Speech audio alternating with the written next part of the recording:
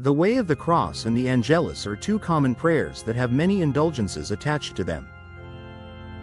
The Church also gives indulgences to devotional objects like rosaries, crucifixes, medals, and holy images when they are blessed by a bishop or a priest who has permission. These objects must be made of strong material. An indulgence is lost if the object is sold, but not if it is given away or lent to someone. To gain an indulgence, we must be in the state of grace, have at least a general intention to receive it, and do the required works. 1. Being in the state of grace means we are free from mortal sin. To receive a plenary indulgence, we must also be free from all venial sin and any attachment to sin. Someone in mortal sin cannot gain any indulgence. Someone in venial sin may gain a partial indulgence, which applies only to sins already forgiven, not to unrepented venial sins. 2. We must also have the intention to gain the indulgence. We don't receive one by accident. It helps to make a morning prayer asking to gain all possible indulgences throughout the day. We don't need to repeat this intention every single time. 3. Finally, we must do exactly what the Church requires for that indulgence. If a prayer is required, we must actually say the words out loud, not just think them silently. The usual conditions for a plenary indulgence are confession, Holy Communion, and praying for the Pope's intentions. 1. These conditions must be done in addition to the specific work required for that particular indulgence. Sometimes a visit to a church is also required. 2.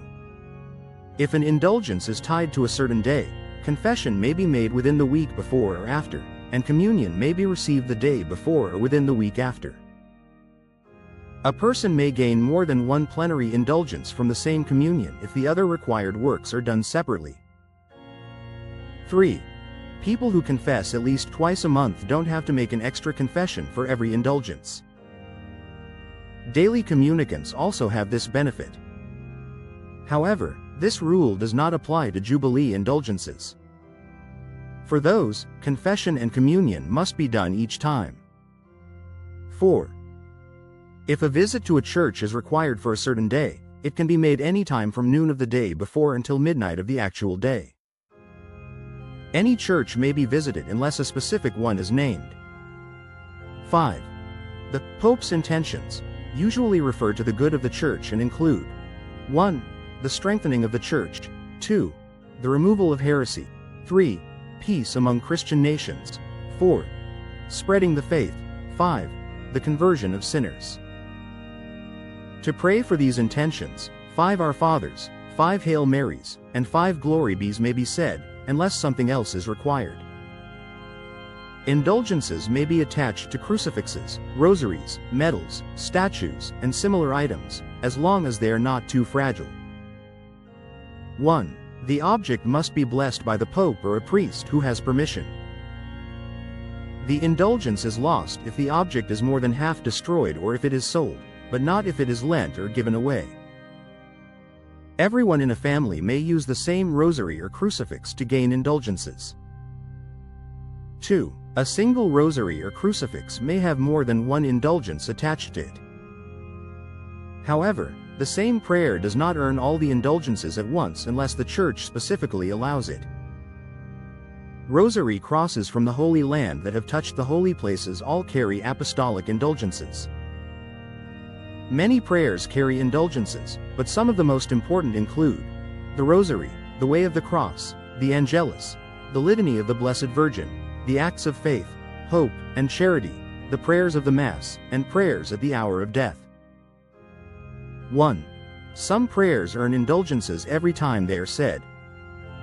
Others may only earn one indulgence per day. Some short prayers with plenary indulgences include the prayer before a crucifix after communion, a prayer of surrender to God's will, and a prayer to Christ the King. 2. Many short prayers, or ejaculations, are also highly indulgenced, such as, Blessed be God, my Jesus, mercy, Sacred Heart of Jesus, thy kingdom come, all for thee, most Sacred Heart of Jesus. 3. If you change, add, or remove important parts of an indulgence prayer, you lose the indulgence. Science is not opposed to religion, both should matter to a faithful Catholic. Science studies the world God created, and religion teaches us about His Spirit. Along with many Catholic universities that have scientific groups, the Church has the famous Pontifical Academy of Sciences, founded in 1603. One of its first members was Galileo. The Academy's purpose is to support the study of physical, mathematical, and natural sciences. Pope Pius XI reorganized it in 1936 and chose 70 top scientists from around the world to be lifelong members. In 1941, the Pius XI Prize was awarded to Dr. Harlow Shapley of Harvard University.